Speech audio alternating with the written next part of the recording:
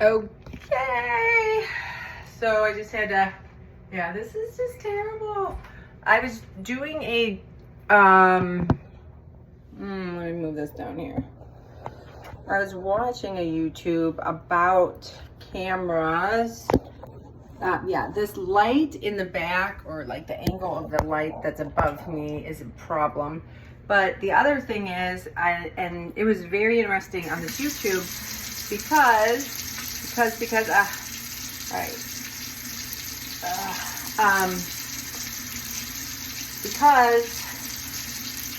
just spilled a bunch of stuff on here, so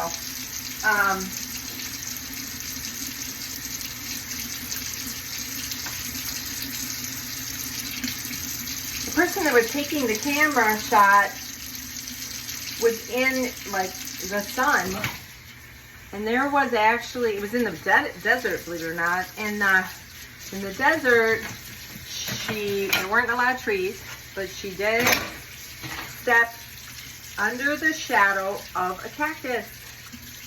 And just being, meaning having the lens of the camera like that, like having that, not having it in the light. Or I know you've seen those camera, like I have a nice camera, but I don't have one of those cuffs that keeps the glare and the light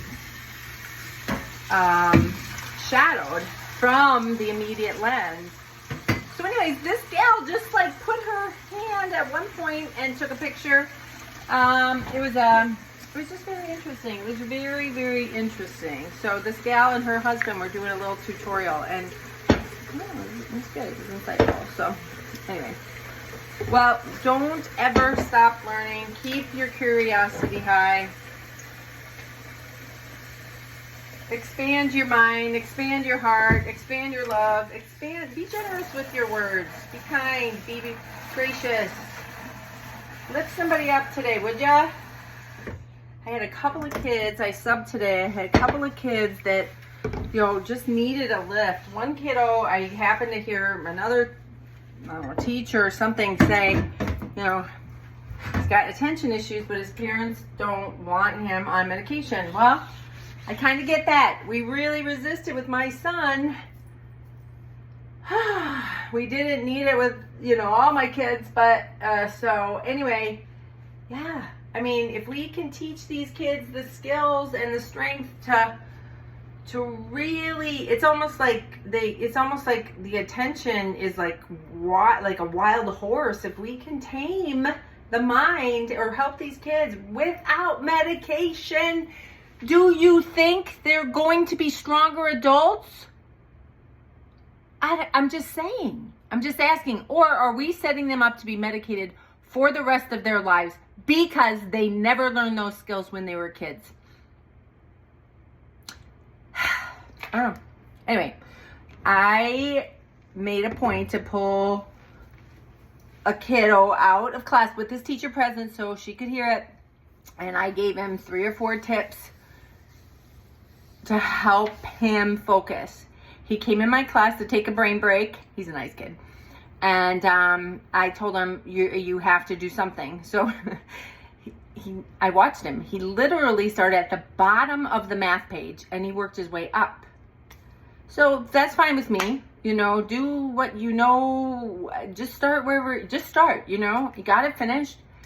And then, I don't know, an hour later, he was back in my room, and I was just like, why are you back in here? So I made him write me an essay, which, for this age group, it was 5th grade, so that's really 2 or 3 sentences. But he did, and he's a nice kid, and his mom and dad are working with him. And so we, as educators, in my opinion, have a responsibility to work as hard as we can and be as accommodating as we can. And sometimes that means a physical outlet. So I gave him some tricks about literally covering his mouth. I mean, these kids sometimes cannot stop talking. Sitting on his hands.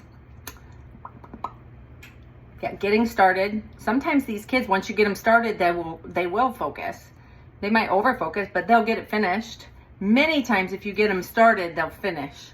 Many times if you get them started and you say, okay, that's good. Let's, what else Can you tell me a little more? Did you do something different? Like another child wanted or was writing me an essay. He didn't have his Chromebook, so no electronics. So I said, okay, well, you're going to do manual learning today. And so manual learning, old school. And so I gave him a pencil and a paper, and he wrote all about his weekend. He said he couldn't think of any more. I said, well, what did you have for dinner? What did you eat? What, did you have pizza?